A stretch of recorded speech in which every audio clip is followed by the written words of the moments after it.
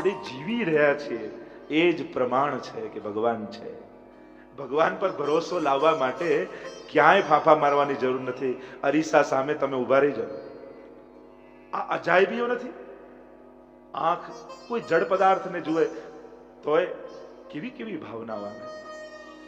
કોઈ દૂર રહેતું હોય ને અહીંયા મન એના માટે કલ્પાંત કરતું હોય. કેટલી કેટલી વિચિત્રતા છે. એ શબ્દો કોઈના મુખમાંથી નીકળ્યા કોઈના મુખમાંથી, અહીંયા અથડાયા. કેટલી ભાવનાઓ પ્રગટ કરે. ગુણગાન જો પ્રશંસા હોય તો આનંદ, નિંદા હોય તો દુઃખ. હવે શબ્દોમાં જીવન છે, એ અક્ષરોમાં જીવન હોય છે, પણ અહીંયા અથડાતા કેટલી ભાવનાઓ આપણા જીવનમાં પ્રગટ કરતા હોય છે. તો ક્ષણે ક્ષણ ચમત્કાર છે. દર્પણની સામે પોતાની જાતને જુઓ, કેટલી મોટી ચમત્કાર આપણે ભીતર છે. જો વિચારો, ઈચ્છો તો પોતાને જોઈ શકો, ઈચ્છો તો અરીસાને જોઈ શકો, અને ઈચ્છો આંખ બંધ કરો તો કંઈ ન દેખાય. આ કેવો મોટો ચમત્કાર જીવનમાં છે. ભગવાનમાં ભરોસો લાવવા માટે પોતાને જોઈ લો ને તોય ભરોસો આવી જાય. એવા ભગવાનની કથા લઈને હું આવ્યો છું. આ કોઈ ભક્તો માટે કે સંતો માટે કે કોઈ ભગવાનમાં માનતા હોય એના માટે કે કોઈ ભગવદી, બધા માટેની કથા છે. અને જેને ભગવાન પર ભરોસો ન હોય એને તો જરૂર સાંભળવું. બીમારને જ દવાની જરૂર હોય, જે સાજો છે એને દવાની જરૂર હોય. જે બીમાર, ઘણા લોકો ઘણી વાર કે આ વૈષ્ણવ તો આવો છે, આવું કાંઈ આમ, આપની જોડે આને કેમ રાખો છો? ત્યારે હું એને એવું કહું કે બીમારને જ તો ડોક્ટરની જરૂર હોય. જે બધી રીતે સારો હોય એ તો મારી પાસે નહીં આવે તોય ચાલશે, પણ જેની અંદર બીમારી છે એને તો જરૂર બાજુમાં રાખવો જોઈએ. એને તો જેને ના આવડતું હોય એને તો બે વાર શિક્ષકે ભણાવવો જોઈએ. એને ક્લાસમાંથી કાઢી ન મુકાય. એને તો વધારે સમય આપવો જોઈએ શિક્ષકે કે તને મારી જરૂર વધારે છે. આપ સૌને આહ્વાન કરું છું, મોકો વારે ઘડી નહીં આવે. ભગવાન તમારા દ્વાર પર આવ્યા છે, તમારા ઘરે. જેમ વિદુરજીના ઘરે ઠાકોરજી આવ્યા, વિદુરજીને કેવો આનંદ થયો, એમ તમારા આજે જેમ લોહાણા મહાજન દ્વારા આ કથા એટલે તમારા દ્વાર પર, આ તમારું ઘર છે. અને કથા કોઈ એક જ્ઞાતિ માટે નથી હોતી, એ તો સર્વજન માટે છે.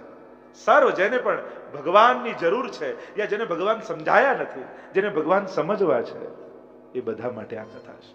એટલે દરેક ક્ષેત્રના અને દરેક વિચારવાળા વ્યક્તિઓને હું આમંત્રિત કરું છું.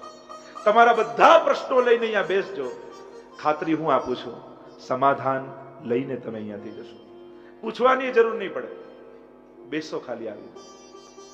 અને બધી સુવિધાઓ તમારા માટે છે. ખુરશી છે, બેસવાની બધી વ્યવસ્થા છે, બધી અનુકૂળતાઓ છે.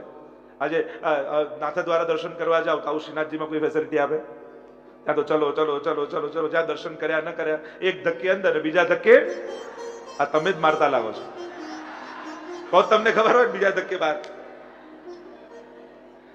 પણ અહીંયા તમને કોઈ વિક્ષેપ નહીં આપે. જ્યાં બેઠા બેઠા શ્રવણ કરો, સમગ્ર ચેતના સાથે. આ કર્ણને ભગવાન માટે શું કરું? કાનને છેલ્લા દિવસ સુધી કાનજી બનાવી દેવાના, તમારા ઉદ્ધારનું સાધન. आइए प्रवेश करते हैं महात्मा की कथा में. 6 अध्यायમાં ભાગવતજીમાં પદ્મ પુરાણ અંતર્ગત મહાત્મ્યની ગાથા ગાવામાં આવે છે. आइए प्रवेश करते हैं. મહાત્મ્ય એટલા માટે કે મહત્તા સમજાય. કારણ કે જે વસ્તુની મહત્તા આપણા મનમાં નથી હોતી એની તરફ આપણું મન નથી જતું. કોઈ કચરો કચરા પેટીમાં નાખ્યો હોય તો યાદ નથી કરતા આપણે કચરા પેટીમાં નાખ્યો, પણ એ જ વીંટી આપણી સોનાની ક્યાંક પડી ગઈ હોય ત્યારે એ જ કચરા પેટીને ઊંધી પાડીને આખું ખોદીને જોઈ લઈએ ક્યાંક અહીંયા તો નથી. કારણ કે સોનાની મહત્તા છે. જ્યાં મહત્તા હોય ને મન ત્યાં જાય, મન એને શોધે. અને એટલે મહત્તા બતાવી, મહાત્મ્ય બતાવ્યું. કેમ કે ભક્તિ की व्याख्या ही आचार्यों ने कही गई कि महात्म ज्ञान पूर्वस्तु सुदृढ़ सर्वतोधिक स्नेह इति भक्ति. મહાત્મ જ્ઞાન પૂર્વક સુદૃઢ અને સર્વથી અધિક સ્નેહ એનું નામ જ ભક્તિ છે. અને એટલા માટે ભાગવતજીને કોઈ સાધારણ કોઈ પુસ્તક ન માની લો, એટલા માટે મહાત્મ્ય બતાવ્યું કે આ જે ભાગવતજી છે એને કોઈ તમે કેવલ લૌકિક દ્રષ્ટિએ જોઈને કોઈ સાધારણ પુસ્તક હોય એવું પુસ્તક નથી. હા, એનો આકાર પુસ્તક રૂપે છે, ગ્રંથ રૂપે છે, પણ એ એટલું જ નથી. જેમ ભગવત સ્વરૂપો જેટલા પણ છે, તમને કોઈમાં પાષાણનું દેખાય, કોઈમાં ધાતુનું દેખાય, પણ ભગવત ભાવ આવી જાય પછી એમાં આપણે પાષાણ નથી જોતા, પછી એમાં ભગવાન જોઈએ છે. ભગવત ભાવ આવી જાય પછી કોઈ ધાતુ નથી જોતા, આ તો ઠાકોરજી છે એમ જોઈએ છે. એમ જ આમાં પણ એવો ભગવત બુદ્ધિ રાખો કે તમને આ કોઈ પુસ્તક ન દેખાય પણ આમાં ભગવાન બિરાજેલા દેખાય. એવો ભાવ આવે એટલા માટે મહાત્મ્યની કથા કહેવાની છે કે આ જે ગ્રંથ તમને મળ્યો છે, સ્વયં શ્રીનાથજી બાબા બિરાજે છે, એ ભાવ તમને આવે એટલા માટે. આનો પ્રભાવ શું છે? કારણ કે વ્યક્તિ, આજનો વ્યક્તિ પહેલા ઇમ્પ્રેસ થાય પછી ઇન્સ્પાયર થાય છે. એટલે જ્યાં સુધી આપણે કશાકથી ઇમ્પ્રેસ નથી થતા ને તો એનાથી ઇન્સ્પાયર પણ નથી થતા. એટલે પ્રભાવિત કરવા માટે મહાત્મ્ય બતાવે કે તમને એની મહત્તા સમજાઈ જાય. प्रथम श्लोक में व्यास जी ने मंगलाचरण किया है. આપણે ત્યાં કોઈ પણ ગ્રંથ કે કોઈ પણ શુભ કાર્ય કરતા મંગલાચરણ કરવાની પદ્ધતિ છે. તમે કોઈ પણ જ્યારે ભજન ગાવા જતા હો, સેવા કરવા જતા હો, પૂજા કરવા જતા હો, ત્યારે સૌથી પહેલા પ્રભુને યાદ કરી મંગલાચરણ કરવામાં આવે છે. આપણા ધર્મગ્રંથોની પણ આ એક મર્યાદા યા એક વ્યવસ્થા બતાવવામાં આવી છે. કોઈ પણ ધર્મગ્રંથની રચના કરતા પહેલા રચનાકાર મંગલાચરણ કરે, એટલે કે પ્રભુને યાદ કરે. જો બીજું બહુ કઈ ધર્મ કાર્ય તમારાથી ન થાય, સ્તોત્ર પાઠ કે તમને બહુ ન આવડતા હોય, પણ અહીંયા જેટલા આપણે લોકો બેઠા છે એટલા લોકો આજે એક સંકલ્પ કરીએ, દિવસમાં આટલી વાર ભગવાનને યાદ જરૂર કરીશું. જો સ્તુતિ આવડે, પાઠ ન આવડે, આ બધું જુદી વાત છે, ચલો એ પછીની વાત છે કે શીખવાનો પ્રયાસ કરીશું, શીખીશું.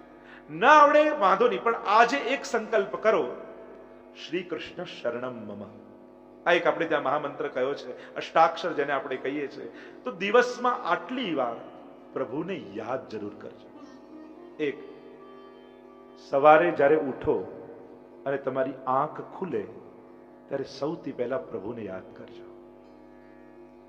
કારણ કે જાગવું એ પણ નવું જીવન છે.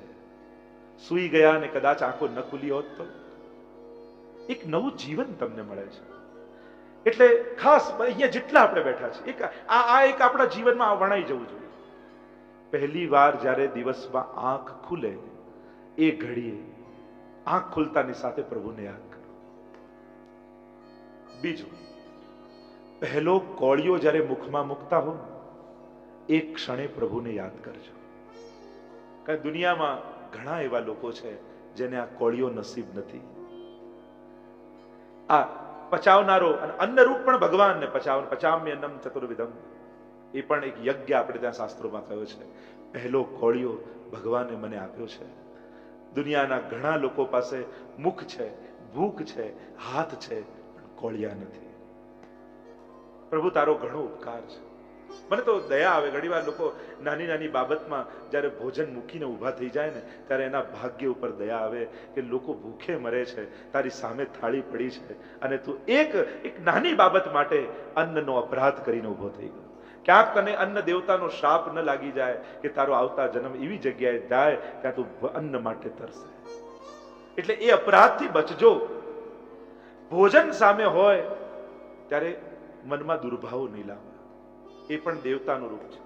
એટલે બીજી વાર ભગવાનને યાદ કરો. આટલો સંકલ્પ, આટલો નિયમ તો આપણે બધા જ લઈ શકીએ એમ છે. એમાં તમને કોઈ સંસ્કૃત શીખવાની જરૂર નથી, કોઈ ગાતા શીખવાની જરૂર નથી. કેવલ આંખ બંધ કરીને પ્રભુનું સ્મરણ કરવાનું છે.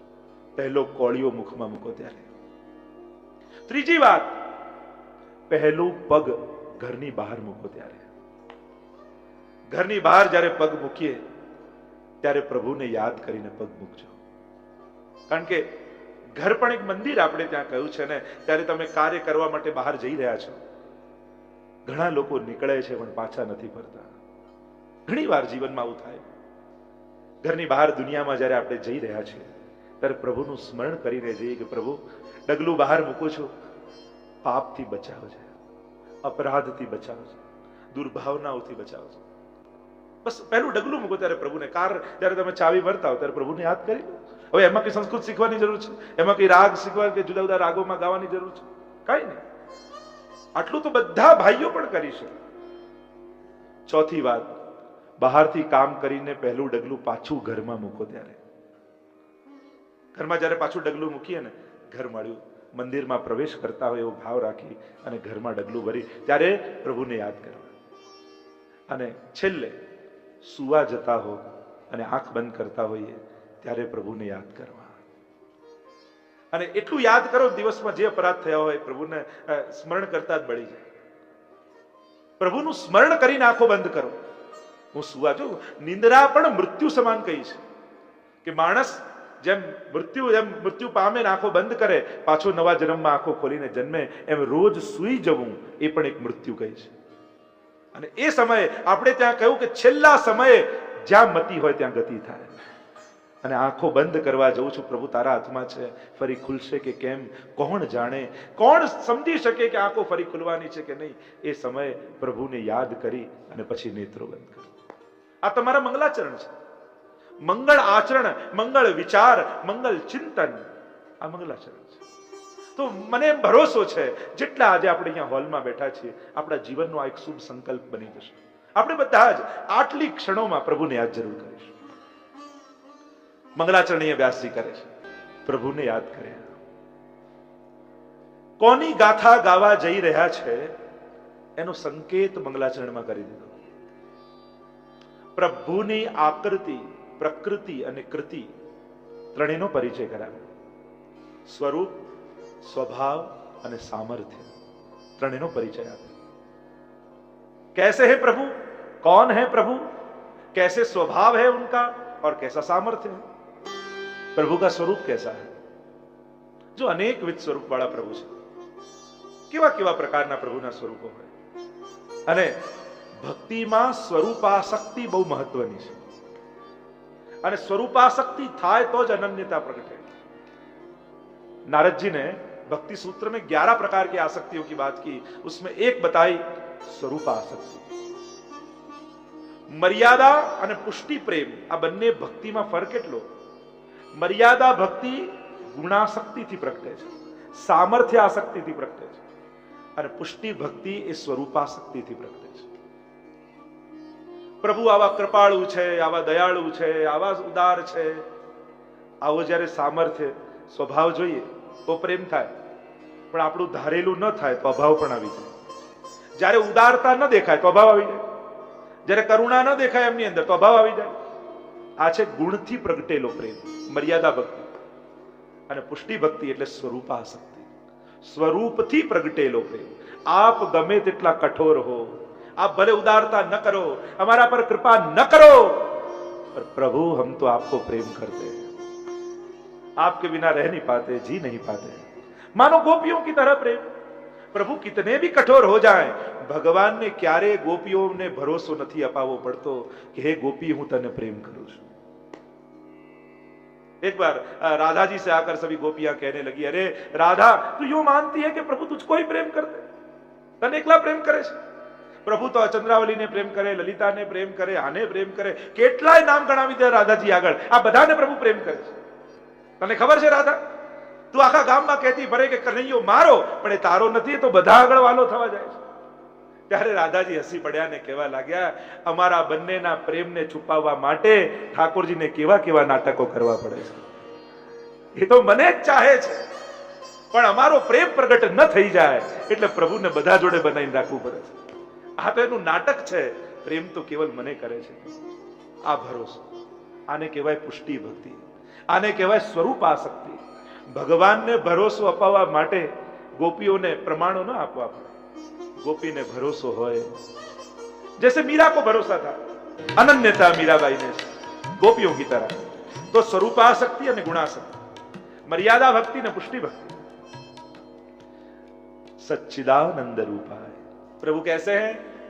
सतरूप, चिद्रूप और आनंद रूप. रूपाय निराकार ब्रह्म की बात नहीं है यहाँ, साकार रूपाय.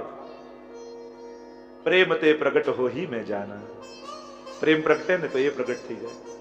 કઈ પ્રહલાદ માટે ભગવાન નરસિંહ બનીને ઠામલાની અંદર છુપાઈને બેઠા નહોતા કે હમણાં એ કહે ને પછી ફાડીને બહાર આવું. ના, પ્રહલાદે જે ક્ષણ કહ્યું આમાં પણ ભગવાન છે, એ જ ક્ષણે પ્રભુ પ્રગટ થઈ ગયા.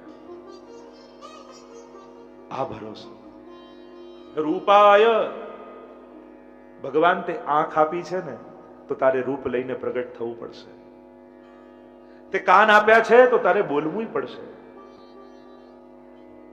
આ ભરોસો. જીવ કહે છે કે તે સાધન આપે છે તો તારે એ રીતે આવવું પડશે. અને મહાપ્રભુજી તો સાકાર બ્રહ્મવાદયિક, સાકાર પ્રભુ છે, એનું પ્રતિપાદ કરવાવાળા છે મહાપ્રભુજી. નિરાકાર તો આપણી સીમિતતાને કારણે નિરાકાર લાગે છે. આપણી આંખો સીમિત છે ને, અને એ વ્યાપક છે, એ વિરાટ છે. रूपाय, वो रूप वाले हैं, क्योंकि भक्त को उन्होंने आंखें दी है, इसलिए उनको रूप धरना ही पड़ेगा. सतरूप, सत क्या है? ना सतो विद्यते भावो न भावो विद्यते सत. એનો ક્યાંય અભાવ નથી, એ જ પરમાત્મામાં રહેલું સત તત્વ છે. ભૂ સત્તાયામ, સંસ્કૃત મેં કહું તો સર્વત્ર એની સત્તા છે. આ વિશ્વનો કોઈ એક કણ એવો નથી જ્યાં એ ન હોય, સર્વત્ર એ છે, એ જ છે. જો બ્રહ્મ સર્વત્ર છે ને એ જ છે, એ બોલવાનો વિષય નથી, એ તો એક પરિસ્થિતિ છે, એક સ્થિતિ છે, એ તો અનુભૂતિ છે. એને તમે બોલીને પછી કેટલાય લોજિક આપો, પણ સર્વત્ર એ છે તો બીજું કોઈ નથી, અને બીજું કોઈ નથી તો પછી સુખ નથી, દુઃખ નથી, ક્લેશ નથી, સર્વત્ર આનંદ જ છે. પછી ક્યાં કોઈ બીજું રહે છે? જો સર્વત્ર એ જ હોય. જેમ તમને કહું કે બધે કણકણમાં ભગવાન છે, સાચું? હા તો પાડો. તો આ ગાદલામાં ભગવાન છે કે નહીં? નહીં? હા કે ના છે? હવે હું ગાદલા ઉપર બેસી જાઉં તો મને પાપ ના લાગે? હું ભગવાન પર બેસી ગયો, લાગે કે ના લાગે? હા કે ના તો કહો. લાગે ને? ભગવાન પર બેસાય? જો સર્વત્ર ભગવાન હોય તો હું ભગવાન ન થયો, ભગવાન ભગવાન પર બેસે તો વાંધો જ ક્યાં છે? મૂળ વાત સર્વ ખલોદમ બ્રહ્મ, સર્વત્ર બ્રહ્મની જો વાત કરો છો, પછી તમારા લોજિકો બધા નકામા થઈ જાય છે. કારણ પછી બ્રહ્મ સિવાય બીજું કોઈ છે. પછી તો આપણો અહંકાર સુખ દુઃખને કારણે છે કે એ અનુભૂત કરે છે. જો સર્વત્ર બ્રહ્મની વાત કરતા હો પછી કોઈ લોજિક કામ નથી કરતું. આ સત તત્વ પરમાત્માનું છે, એ સર્वत्र है. दूसरा तत्व प्रभु में है चिद, चिति ज्ञान है, या चैतन्य के रूप में देख लो, जहां जहां चैतन्य है वहां वहां प्रभु है. या प्रभु सर्वज्ञ છે, જીવલ્પજ્ઞ છે.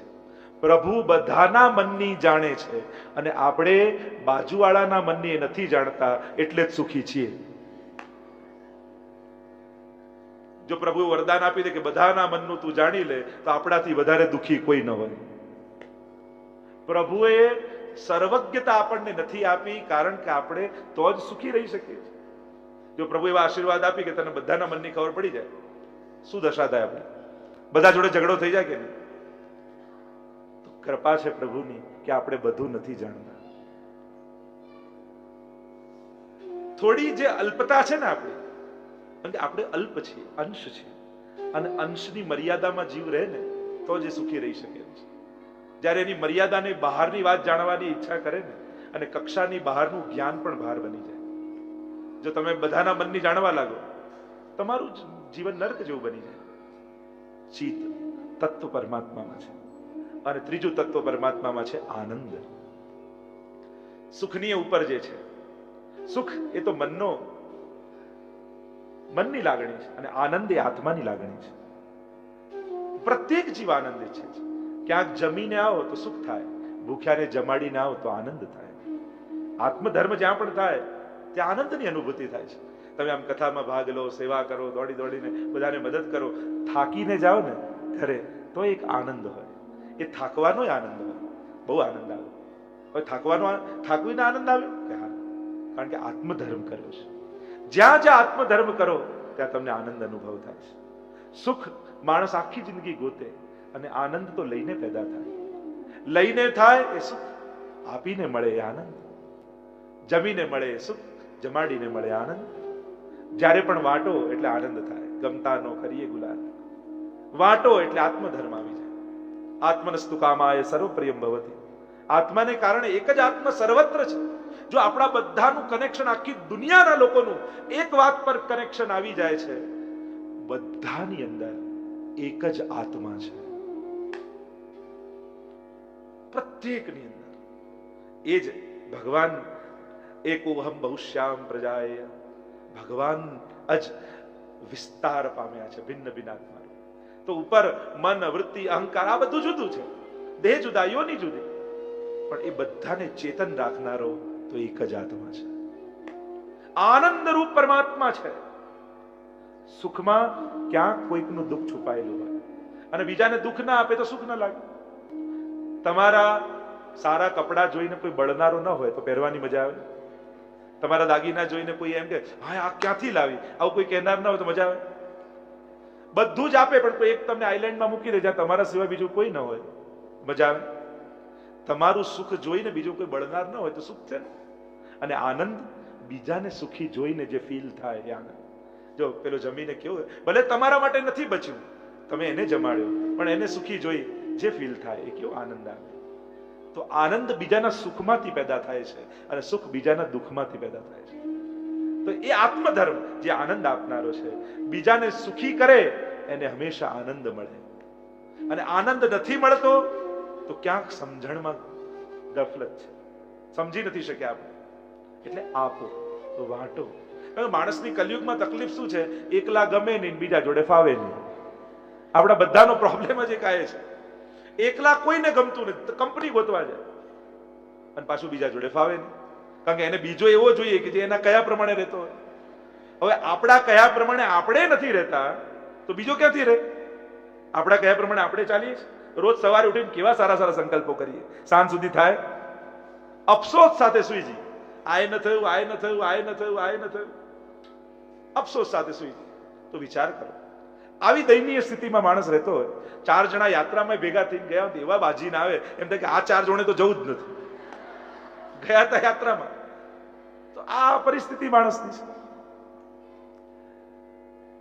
अगर दिल खोल लेते अपने यारों के साथ तो आज खोलना न पड़ता औजारों के साथ. દિલને શેર કરી લીધું હોત તો આજે ડોક્ટરે ખોલવું ન પડ્યું.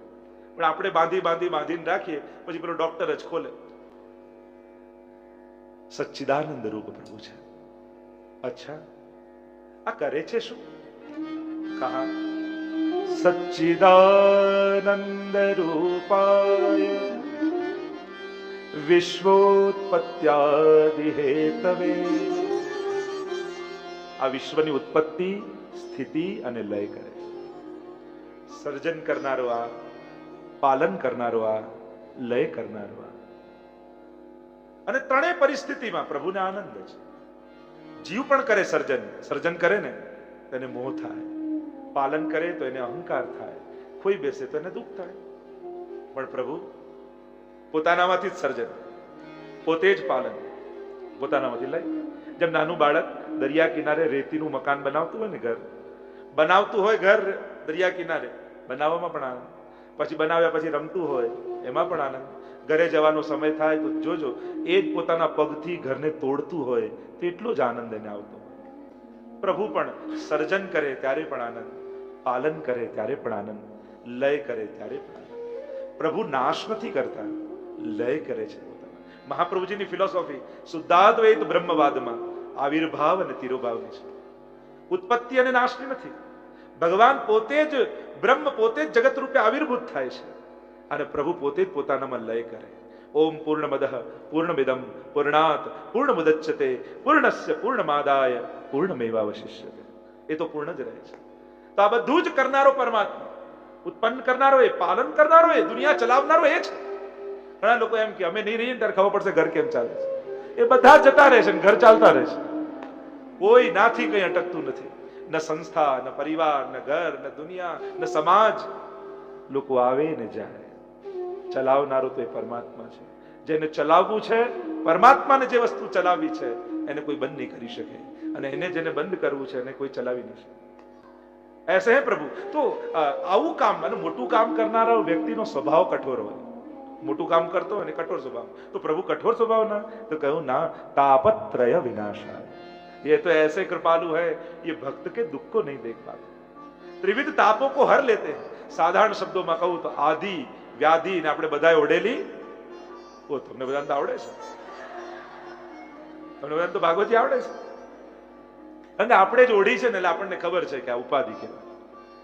બીજાનું સુખ ન જોઈ શકવાને કારણે જે થાય ને એ ઉપાધિ.